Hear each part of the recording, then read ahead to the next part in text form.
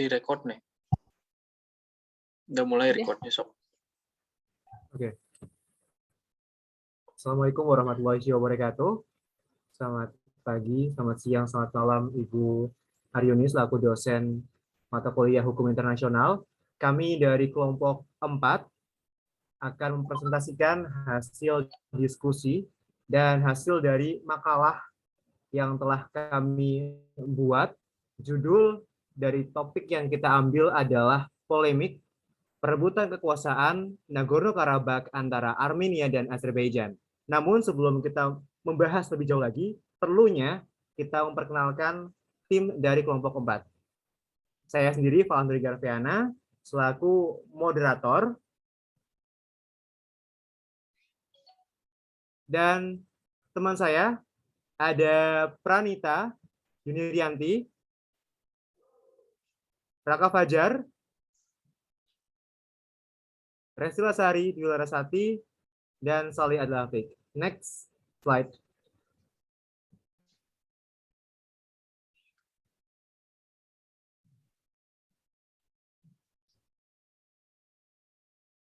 Baik, topik yang pertama, awal mula Azerbaijan dan Armenia memperebutkan Nagorno-Karabakh. Jadi Nagorno-Karabakh adalah daerah atau landlocked, daerah terkunci, daerah terkepung karena secara geografis Nagorno-Karabakh terletak di geografisnya Azerbaijan. Setelah itu, karena etnis dari Nagorno-Karabakh beretnis mayoritas beretnis Armenia, maka terjadi perselisihan antara Armenia dan Azerbaijan. Nah, dua negara ini merupakan negara bekas dari Uni Soviet. Nah, sebelum Uni Soviet runtuh, Nagorno-Karabakh diutus oleh Uni Soviet untuk dipegang kekuasaannya oleh Armenia. Namun karena Azerbaijan menganggap bahwa Nagorno-Karabakh merupakan bagian dari Azerbaijan, maka dua negara ini saling kuat-kuatan untuk saling menjaga kedaulatannya. Namun, Nagorno-Karabakh melakukan gerakan separatis. Nah, gerakan separatis ini didukung oleh Armenia. Nah, sedangkan Azerbaijan menolak adanya gerakan separatis ini. Makanya pertentangan antara dua negara ini selama 3 dekade. Perdamaian selalu diserukan melalui PBB, melalui Minsk Group. Minsk Group itu dimiliki oleh USA, Prancis, dan Rusia. Yang seperti kita tahu, Vladimir Putin itu sangat memiliki kedekatan dengan Armenia dan Azerbaijan terlepas dari Uni Soviet pada zaman dahulu. Karena Rusia dan Armenia serta Azerbaijan memiliki kedekatan yang sangat erat gitu. Namun karena melihat konflik dua negara bekas jajahan, bekas Uni Soviet ini, Rusia selalu menyuruhkan untuk gencatan senjata. Namun tidak diindahkan oleh dua negara ini sampai pada tahun 2016 tercetus kembali perang besar-besaran. Tentara di dua negara ini saling tewas, banyak yang tewas. Hingga pada tanggal 28 September 2020 muncul kembali gerakan yang dari zaman dulu sampai sekarang pada tahun 2020 itu memuncak kembali. Nah, apa saja faktor yang terselundup dari adanya perang antara Armenia dan Azerbaijan akan disampaikan oleh teman saya di slide berikutnya.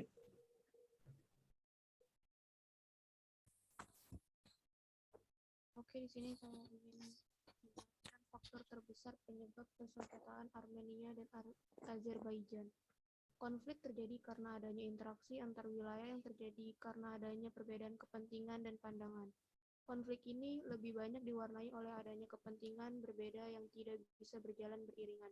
Selain itu, perebutan wilayah juga menjadi faktor penyebab konflik antara kedua wilayah tersebut. Konflik yang dilatar belakangi oleh konflik etnis-etnis yang semakin berkembang dan menjadi kompleks ketika Uni Soviet runtuh. Ketegangan keduanya mulai memanas ketika orang-orang Armenia yang merupakan kelompok etnis dominan di wilayah Nagorno-Karabakh menuntut penyatuan dengan Armenia dan mendeklarasikan kemerdekaan diri dari Azerbaijan, yang mana pada saat itu Nagorno-Karabakh masih menjadi bagian dari Uni Soviet. Konflik Armenia dan Azerbaijan merupakan konflik yang dihasilkan dari kekerasan etnis antar orang Armenia dan Azerbaijan. Konflik ini dipicu oleh irredentisme di Nagorno-Karabakh. Nagorno-Karabakh merupakan sebuah daerah terpencil yang terletak di pergunungan Kaukasia. Wilayah ini merupakan bagian dari Oblast Otonom Republik Sosialis Soviet Azerbaijan yang sudah diputuskan oleh Stalin pada tahun 1921. Selama hampir 3 dekade terakhir, konflik Armenia dan Azerbaijan atas wilayah konflik Azerbaijan dan Armenia dalam memperebutkan Nagorno-Karabakh berawal ketika Uni Soviet mengalami perpecahan dan keruntuhan tahun 1988. Konflik yang diawali dengan perang berdarah antara Azerbaijan dan Armenia telah mengakibatkan tewasnya puluhan ribu korban jiwa dan menimbulkan ketidakstabilan baik secara politik maupun ekonomi. Keterlibatan militer dan kelompok-kelompok separatis berdampak pada terjadinya pelanggaran berat berupa terjadi sejumlah kasus penyiksaan dan pembunuhan terhadap orang Armenia, sandera sipil, dan tawanan perang di penjara Azerbaijan, yang mana merupakan pelanggaran terhadap Konvensi Jenewa. Nagorno-Karabakh telah menjadi faktor penting membentuk peta politik Kaukasia Selatan dan nasi goreng Armenia dan Azerbaijan yang mendalami wilayah ini. Konflik tersebut terus terjadi hingga tahun 2015. Lika-liku dari adanya perjanjian perdamaian, namun dari kedua belah pihak masih mempertahankan wilayahnya. Kerumitan dalam penyelesaian konflik kedua wilayah adalah pertama, tergantung dari permintaan negara-negara besar yang ada peranan penting. Kedua, organisasi internasional tidak efektif dalam menghadapi kebijakan negara-negara besar dan berjuang untuk memiliki suara di wilayah tersebut. Ketiga, perspektif masyarakat Azerbaijan dan Armenia terhadap masalah tersebut sangat bertolak belakang saat ini. Maka sulitnya mencari solusi atas persoalan tersebut dipahami dengan lebih baik.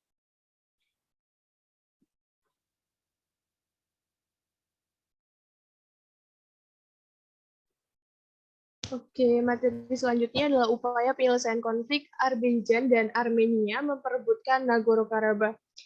Oke, kendati demikian, upaya penyelesaian konflik dari Azerbaijan dan Armenia memperebutkan Nagorno-Karabakh telah dilakukan oleh masyarakat internasional melalui mediasi. Bahkan semenjak tahun 1992, negosiasi antara Nagorno-Karabakh yang dilakukan oleh Azerbaijan dan Armenia dimediasi oleh masyarakat internasional telah dilakukan di bawah naungan organisasi internasional, yaitu Organization for Security and Cooperation in Europe, atau yang disingkat dengan OSCE, yang dipimpin oleh Minsk Group. Namun sayangnya negosiasi tersebut belum mendapat kesepakatan di antara keduanya. PBB dan masyarakat internasional telah menyerukan untuk mencari solusi damai antara konflik tersebut. Jerman, Prancis, dan Belgia pun sudah meminta secara resmi agar konflik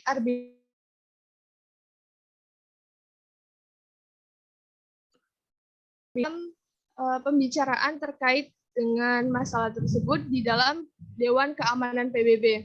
Dan pada tanggal 6 Oktober, Dewan Keamanan PBB mengadakan pembicaraan darurat terkait dengan masalah tersebut. Kemudian konflik tersebut dimulai sejak tanggal 27 September 2020 yang kembali memanas saat itu. Pemimpin OSCE Minsk Group telah melakukan pertemuan antara Azerbaijan dan Armenia pada tanggal 8 Oktober 2020 di Jenewa. Kendati demikian, negosiasi tersebut belum terlaksana atau belum berhasil memberikan perjanjian damai antara keduanya.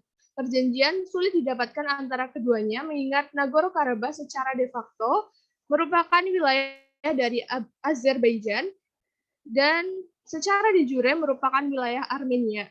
Apalagi mengingat wilayah dari Nagorno-Karabakh mempunyai sebesar penduduk yang merupakan etnis dari Armenia. Kedua negara tersebut tidak menunjukkan adanya perdamaian. Hal itu terbukti dari adanya peningkatan kekuatan dalam bidang militer antara keduanya.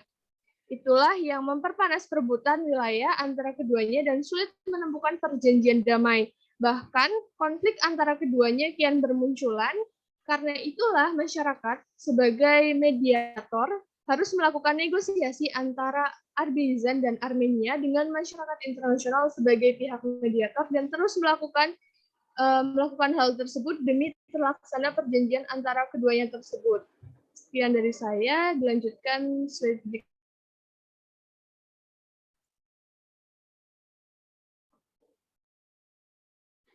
Ya, selanjutnya adalah isu rentetan kejahatan perang dalam konflik Azerbaijan Armenia memperebutkan Nagorno-Karabakh.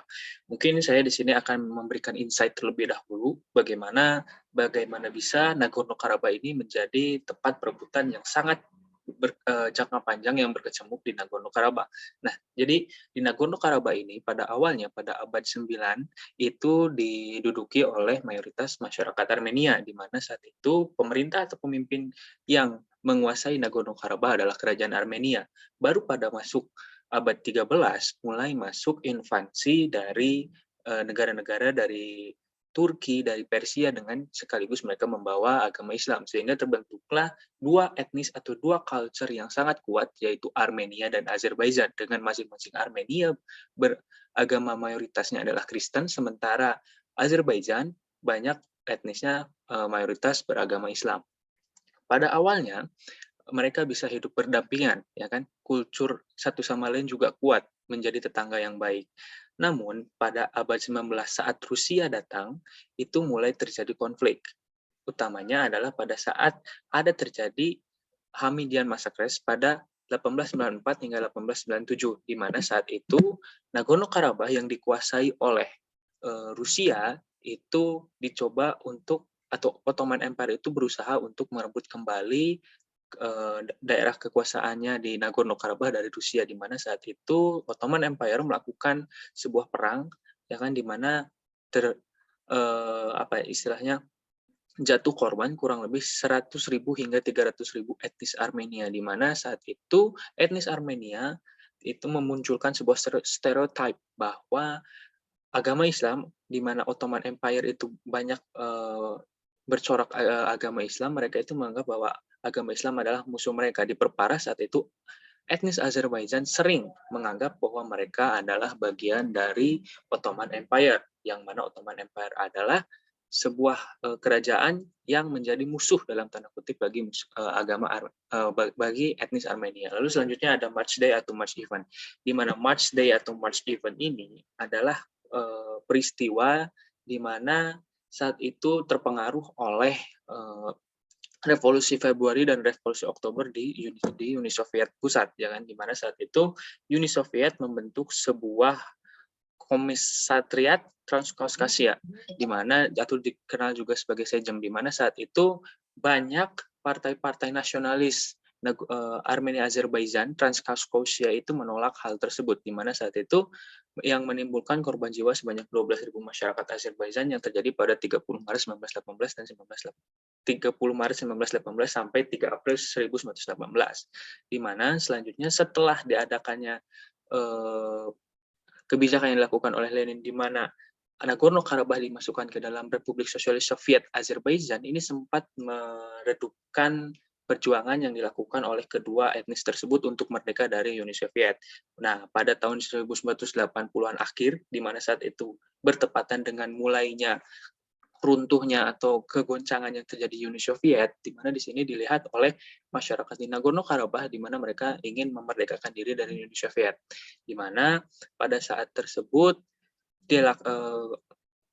parlemen di Nagorno-Karabakh mereka memilih untuk mencabut diri dari Republik Sosialis Soviet Azerbaijan dan mereka memilih dengan negara Armenia, di mana saat itu Azerbaijan menganggap bahwa inilah sebuah pembangkangan dan dilakukan beberapa pembersihan dan konflik yang terjadi pada 1980-an akhir hingga tahun 1994, di mana tercatat kurang lebih 230 masyarakat etnis Armenia yang tinggal di Azerbaijan dan sekurangnya 800.000 penduduk etnis Azerbaijan yang tinggal di Armenia maupun Nagorno-Karabakh harus mengungsi.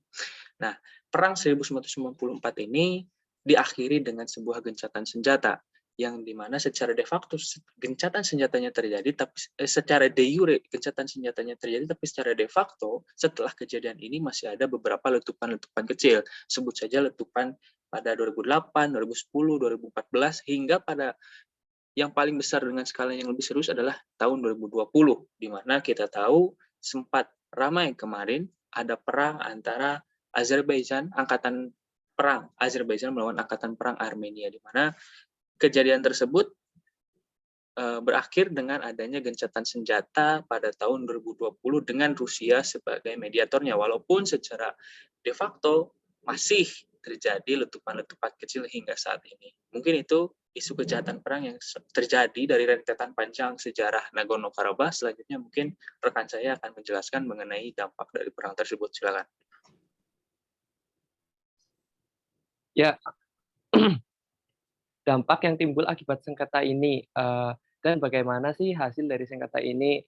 Perang itu telah menewaskan ribuan orang dan memaksa ribuan lainnya mengungsi. Pusat sengketa berada di kawasan Nagorno-Karabakh yang diklaim Azerbaijan sebagai wilayah kedaulatan mereka. Tapi selama ini dikuasai etnis Armenia. Puluhan ribu orang tewas dalam perang itu. Sekitar 1 juta orang pun mengungsi. Dua belah pihak diduga melakukan genosida dan pembersihan etnis. Kebanyakan pengungsi dalam perang itu merupakan warga Azerbaijan. Sejak gencatan senjata itu, perundingan damai terus dijajaki oleh organisasi untuk keamanan dan kerjasama di Eropa, OSCE, Minsk Group. Namun, bentrokan terus berlanjut. Gejolak serius tahun 2016 menewaskan puluhan tentara, baik di pihak Armenia maupun Azerbaijan. Pertempuran Armenia dan Azerbaijan berakhir bulan November tahun 2019, ketika mereka setuju menekan kesepakatan perdamaian yang dimediasi Rusia. Pada hari Senin, tanggal 9 November, Azerbaijan mengatakan bahwa pihaknya telah merebut lusinan permukiman lagi di Nagorno-Karabakh dan mengumumkan kemenangan dalam konflik tersebut. Berdasarkan dokumen itu, Azerbaijan akan mempertahankan beberapa daerah yang mereka kuasai selama konflik. Adapun Armenia akan menarik pasukan dari beberapa daerah yang berdekatan dengan wilayah tersebut. Mungkin itu saja yang bisa aku jelaskan. Saya kembalikan ke moderator. Baik, terima kasih untuk teman-teman dari kelompok 4 yang telah menyampaikan materinya sangat bagus dan sangat menarik dan sangat mendetail sekali. Kami dari kelompok 4 yang telah menjabarkan materi tentang perselisihan sengketa kekuasaan Nagorno-Karabakh antara Armenia dan Azerbaijan yang telah dipaparkan oleh teman-teman dari kelompok 4. Kami semua mengucapkan terima kasih, terutama untuk Ibu Aryuni selaku dosen mata kuliah Hukum Internasional, dan semoga berkenan untuk mendengarkan apa yang telah kami sampaikan. Terima kasih dan wassalamualaikum warahmatullahi wabarakatuh.